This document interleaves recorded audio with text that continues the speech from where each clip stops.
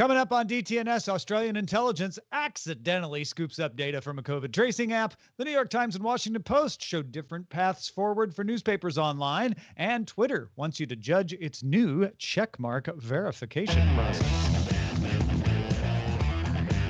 This is the Daily Tech News for Tuesday, November 24th, 2020 in Los Angeles. I'm Tom Merritt. And from Studio Redwood, I'm Sarah Lane. And I'm Roger Chang, the show's producer. Joining us is tech journalist Peter Wells. Welcome back to the show, Pete. Oh, thank you, Thomas. Thank you for having me on the show.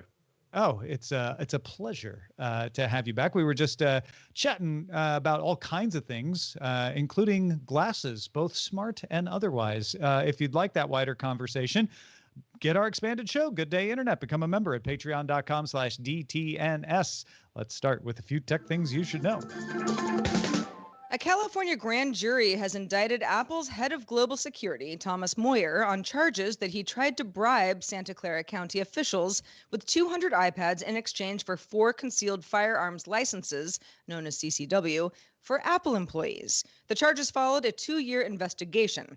The iPads were reportedly never delivered because Moyer and Santa Clara's undersheriff, Rick Sung, learned in 2019 that the district attorney was executing a search warrant for the sheriff department's CCW records. I mean, they asked him for the bribe. He didn't have to give it, though.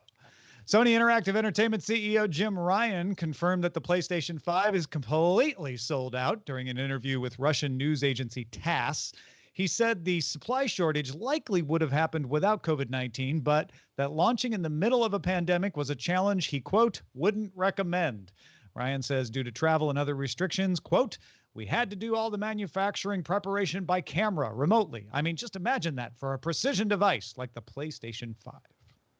Twitter will now warn users who try to like a post that has been labeled as potentially misleading. Twitter said warnings on, quote, tweets of labeled posts decreased sharing by 29%. So obviously the company thinks it's working. Twitter has said the warnings on, quote, tweets would be in place until at least the end of the election week in the U.S., but they remain in place today. Oh, they're never going away. Korean publication Aju News is reporting the Galaxy Z Fold 3 will be the new Samsung IT phone in 2021. And pour a little out, folks, because they're saying the sources are telling them Samsung will discontinue its Galaxy Note product line. Samsung hasn't commented, but according to analytics firm Counterpoint Research, the Galaxy Note 20 and Galaxy Note 20 Ultra were only 4th and 8th in the top 10 smartphone sales for the first week of September, behind the iPhone 11 line last year.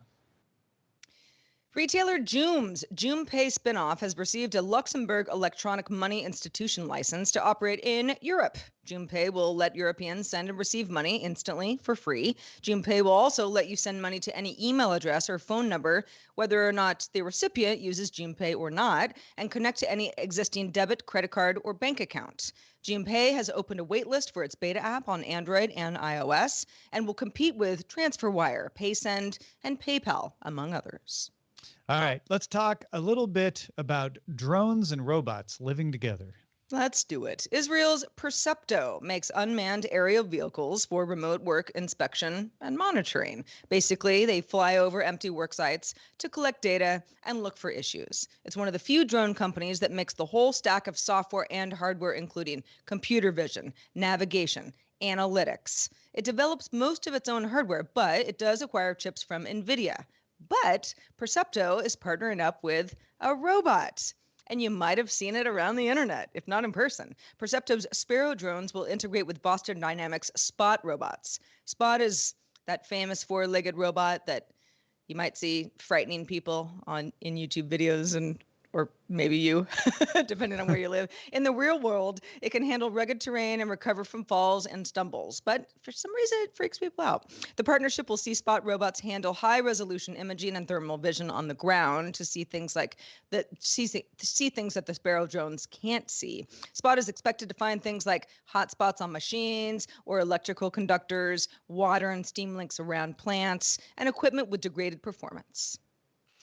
Yeah, so these are usually not abandoned work sites, but work sites that need to be left unoccupied for certain periods of time. So this is both security, but also just maintenance. If a leak springs and there's no one around to see it, you benefit from one of these drones spotting it, so you can send somebody out there to fix it, or any of these other things that you mentioned. Having Spot involved is interesting because it can see some things on the ground that a drone can't, and potentially, although this isn't part of the immediate plans, you could maybe fix it up to do some minor maintenance itself. To maybe plug a leak or turn off a lever or something like that. So I think this is interesting, especially because Percepto has gotten within the industrial IoT space a lot of credit for the Apple model, where they have the whole stack. But it shows that they're still willing to partner outside of their expertise. Their expertise is in the air, and they're partnering with Boston Dynamics on the ground. Yeah, I mean, the idea that something could happen at a plant that isn't heavily manned by humans, and at least, even if the humans have to eventually come in and, fix whatever's broken, to just get more information about what are we dealing with here? Is there hazardous materials? What are we getting ourselves into? It makes a ton of sense. And I don't know why people don't like the Spot robots. I think they're really cute. It's the uncanny valley thing. It's the way that they move just freaks people out because you perceive that they're not real, but they move so much like an organic being. But yeah, I think that this is great timing as well, because there are so many construction projects that have been put off due to our current circumstances, and so yeah, there's going to be a great need for this. Yeah, for sure. And I think there's obviously the reaction of I fear this taking my job. I fear robots and drones teaming up together to be too smart. But this is the future. And in my perspective, what this does is it makes it more efficient to run these complex situations, whether they're construction sites or whether they're industrial installations, which leaves more money to apply to safety. It leaves more money to apply to customer service. And the cynics will say, but they won't do that. They'll cash it out. And in some companies' cases, you may be right. But the smart companies will use that money to improve their business, because in the long run, that's what's going to make those companies better. So overall, I think this is an interesting development in an ongoing, slow and maybe less covered revolution that's happening. Been a lot of concern over the future of newspapers, too, speaking of a slow, concerning disruption, including efforts in Australia and Europe that would force Google and Facebook to participate in plans to pay news outlets for the privilege of linking to their stories. But Axios's sources show two outlets in the U.S., the New York Times and the Washington Post, have been faring well of late. Both outlets have tripled their digital subscribers since 2016, 3 million for the Post and 6 million for the Times. Axios says the Post's growth is credited to its back-end technology. The Post has developed its own advertising and publishing software. That itself brings in revenue because they can license that out to other companies. Makes for a more user-friendly online experience because they are working on that interface. And it's developing a single sign-on feature for the more than 100 sites that use its ad software, a lot of local news sites among that.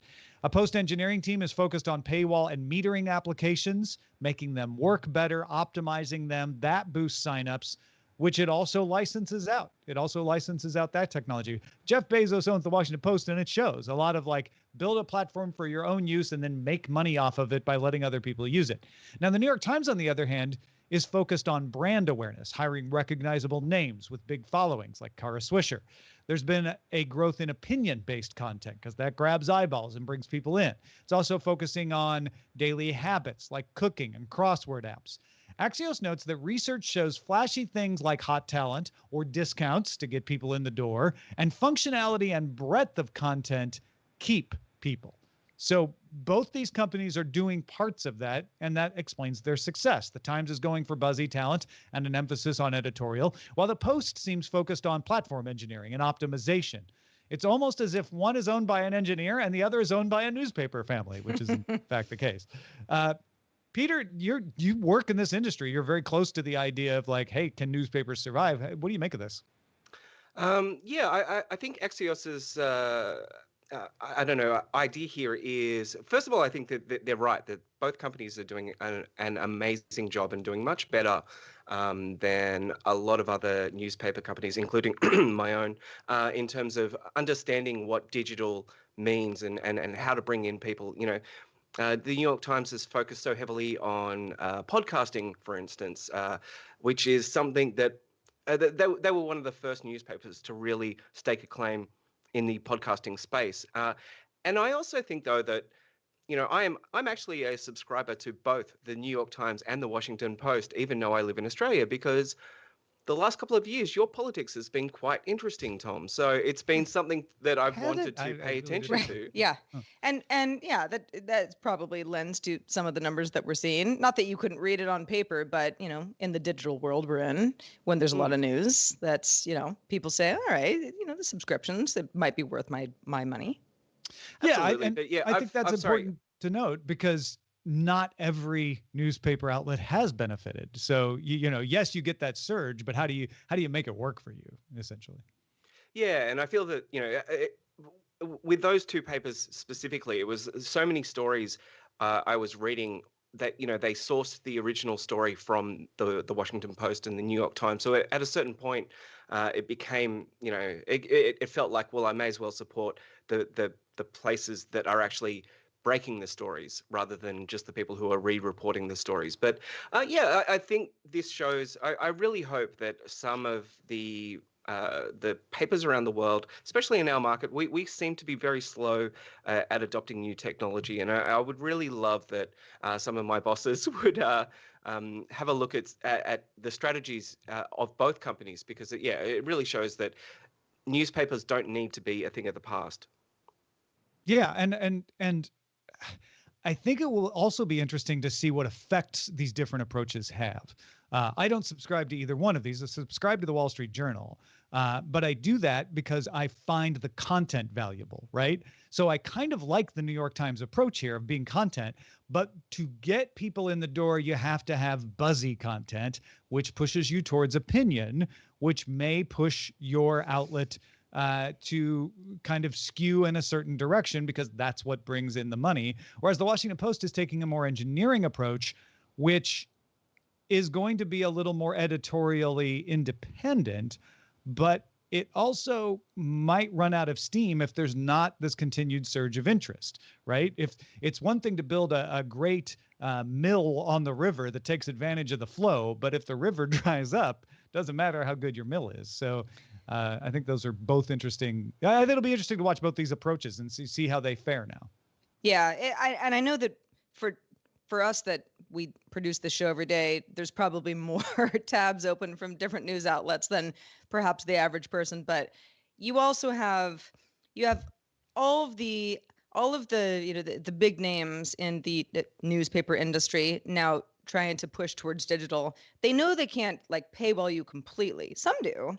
But mostly it's okay, you have a few articles per month, and then you can get around that by opening a new browser or using a VPN. And they know that too. And I just wonder how many folks are I don't need to pay. I mean, some people are paying, but how many people are just not paying? That's always been the question. How many people are paying? And it looks like quite a few, because these are subscriber numbers. These are people paying. Yeah. Well, Microsoft's Phil Spencer told The Verge that an Xbox app is likely to appear on smart TVs sometime in the next 12 months. Spencer previously told Strategery that he thought you might see Project Cloud streaming sticks, and added at the time, quote, "You could imagine us even having something that we just included in the Game Pass subscription that gave you an ability to stream xCloud games to your television and bind the controller. That could be easy with a smart TV app connected to a Bluetooth controller, perhaps." Microsoft also announced a partnership with Samsung in February that would certainly include phones, but might also include TVs. We're seeing a trend here. He also told The Verge he has no plans to abandon consoles, no plans to abandon hardware, advocating, quote, "a hybrid environment of the cloud and the local compute compatibility." The Verge speculates this could mean being able to try a game in the cloud on an Xbox console, say, before deciding to buy and download it. I love this. I also love how Phil Spencer just goes around leaking things during interviews. It's quite entertaining to watch. But I love this idea of saying look, we're not going to stop making Xboxes anytime soon, because of course he can't say that. He would anger the Xbox loyalists out there, yeah. right?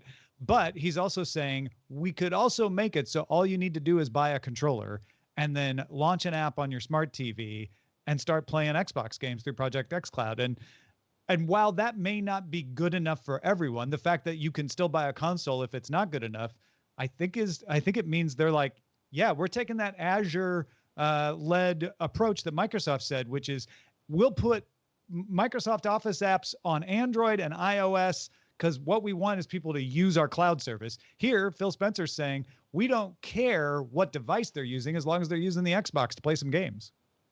Yeah, you stole my idea completely there, Tom. It feels exactly like the DNA of modern Microsoft, that you don't necessarily need our hardware.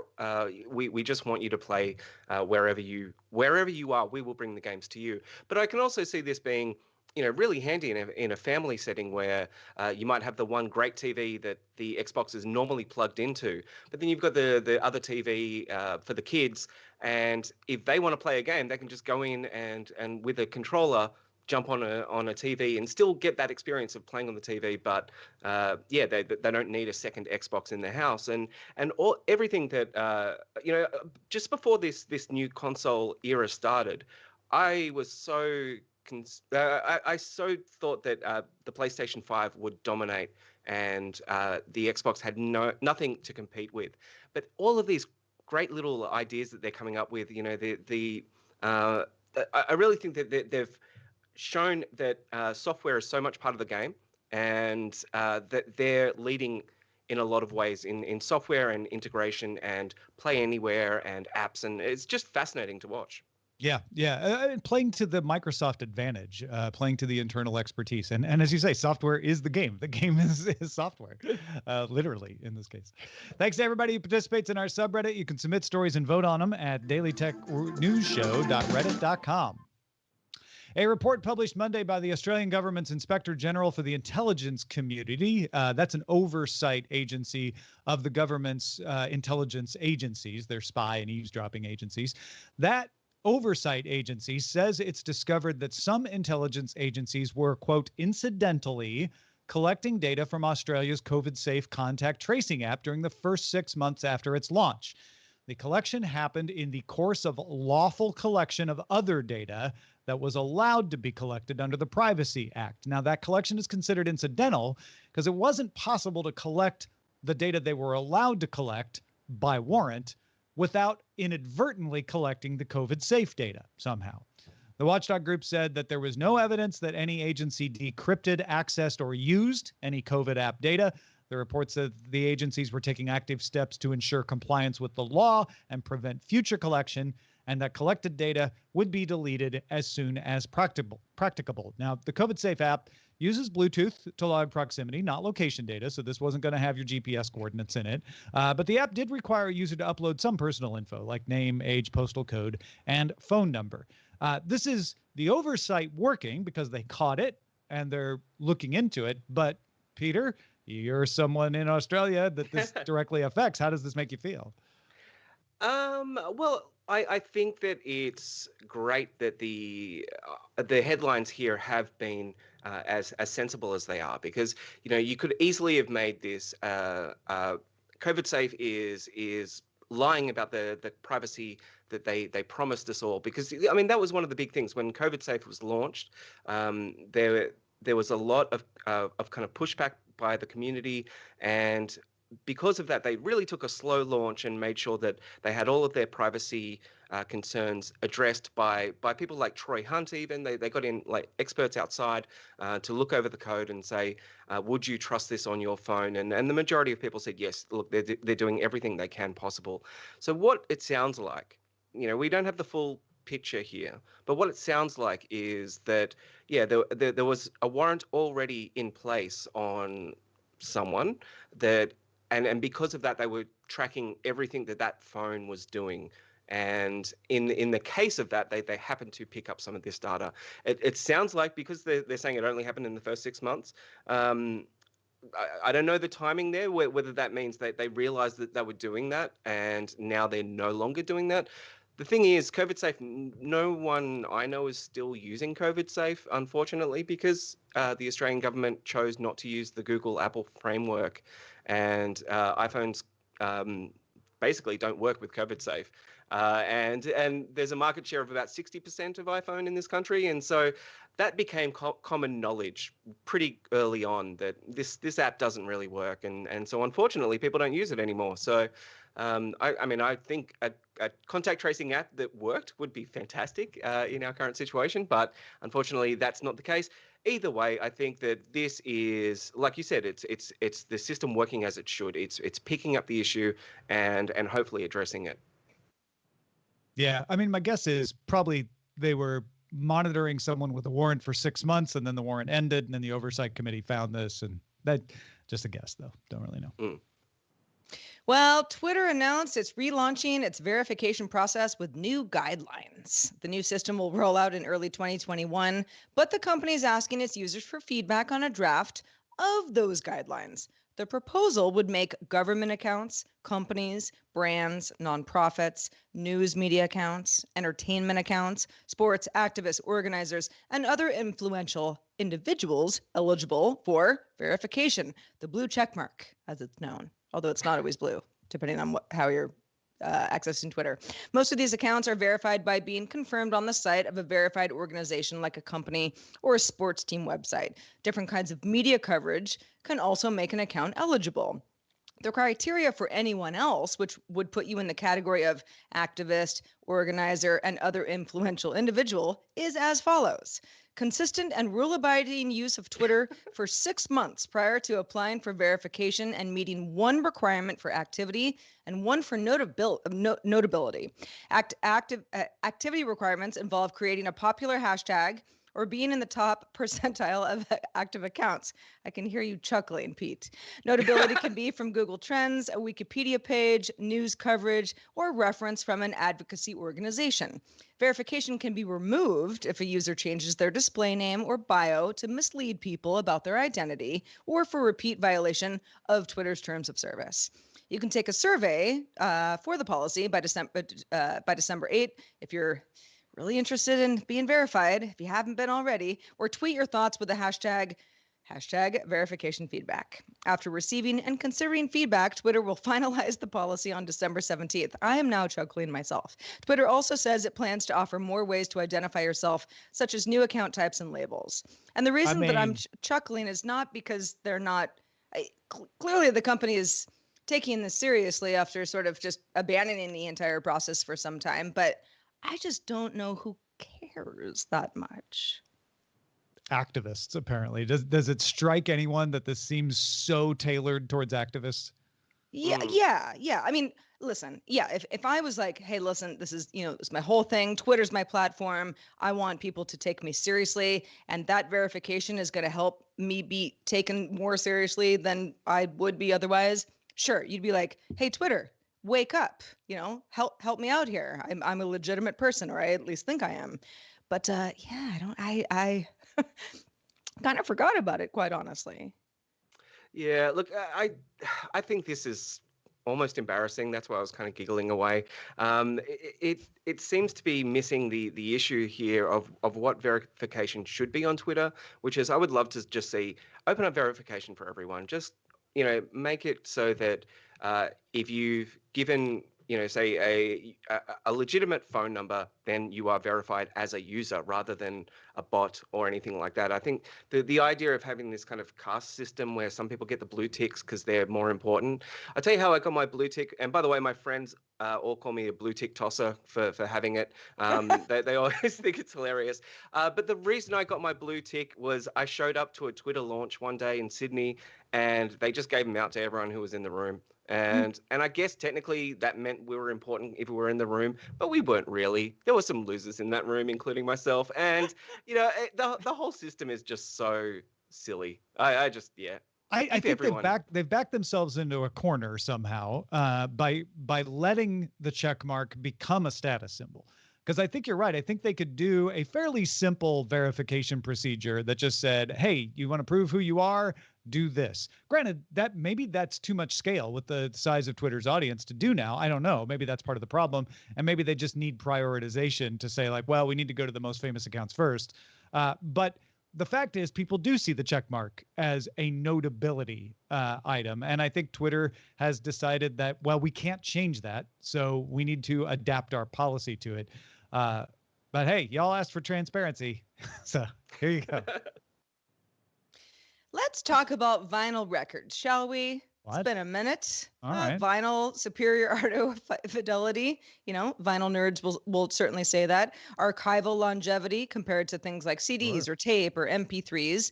But the classic knock on the medium is it's vinyl. It can't boot an operating system. It's just what it is. That was true until engineer Joseph Bogan turned a turntable to spin a vinyl recording of a 64 kilobyte bootable read-only RAM drive containing a modified free DOS kernel. The bootloader reads the disk image from the record through a cassette modem, which is then loaded into memory and then boots the system. Sure, the sound from the record conjures up memories of the worst AOL dial-up sounds. I don't know. I kind of like them myself, but you might have not. But if you need to run DOS, like a hipster or, a vinyl collector, you call yourself whatever you like, there's finally a solution for you. Yeah, I just prefer the intimacy and the warmth of running my OS on vinyl. Absolutely. I love that this was done. There is no reason for this to be done other than it could be done. And in the spirit of having Peter Wells on the show, I'd like to say that Joseph Bogan is no bogan. Touche, sir. I don't even get it. Because the bogan's Australian slang for an unrefined person, I suppose. I see. Yeah, like a Hoosier or a hick. Like a Hoosier, right? Yeah, a word that we all use quite often. Hey, I've seen the movie. Yeah, it's a good movie. Yeah, it's great. Yeah, this is awesome. This is just one of those things, and of course, Boing Boing is, will be in our show notes if you want to read a little bit more in the article. Is great at uncovering stuff like this. Yeah, I mean, and Tim in our Discord pointed out this is the equivalent of a program on cassette. And back in those days, there were programs put out on vinyl records. So this is fantastic. I love it. All right, let's check out the mailbag. Let's do it. Rob wrote in and said, I recently got a recommendation that was awesome, and I both jumped on and started digging into other possibilities. Here's the scene.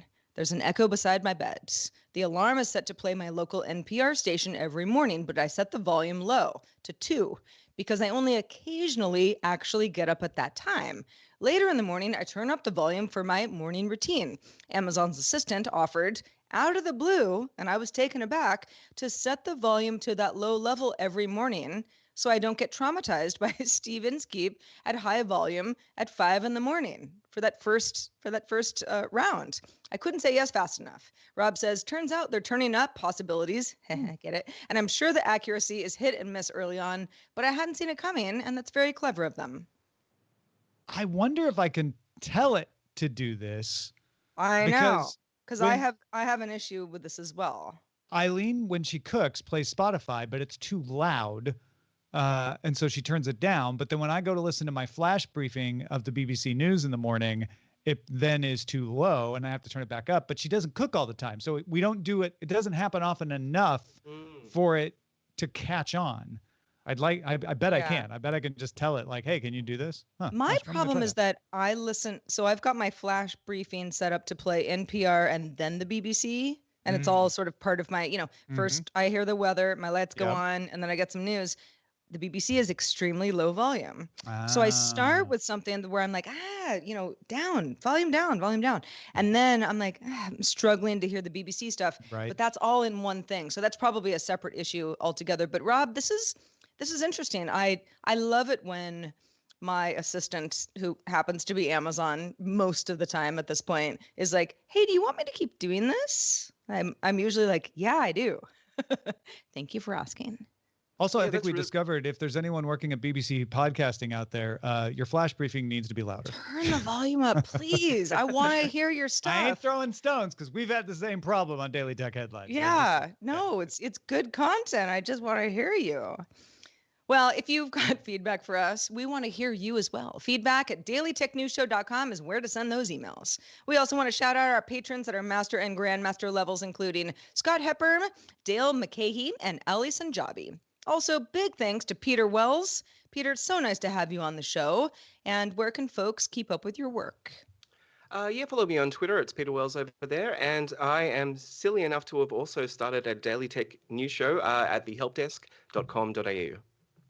Very cool. That is brave of you, my friend. Welcome. Welcome to my world. Go check it out, folks. It's good. Thehelpdesk.com.au. If you want an ad-free feed of DTNS, support us on Patreon. You get your own personal RSS feed supported directly by you. You can find out more about that at dailytechnewsshow.com/Patreon. We're also live Monday through Friday, 4:30 p.m. Eastern, 21:30 UTC. If you can join us live, we'd love to have you. Find out more and tell a friend. dailytechnewsshow.com/live. We'll be back tomorrow with Scott Johnson. Talk to you then. This podcast is part of the Frog Pants Studios Network. For more information about this and other shows, visit frogpants.com. Audio program so good, it's like you're there. Diamond Club hopes you have enjoyed this program.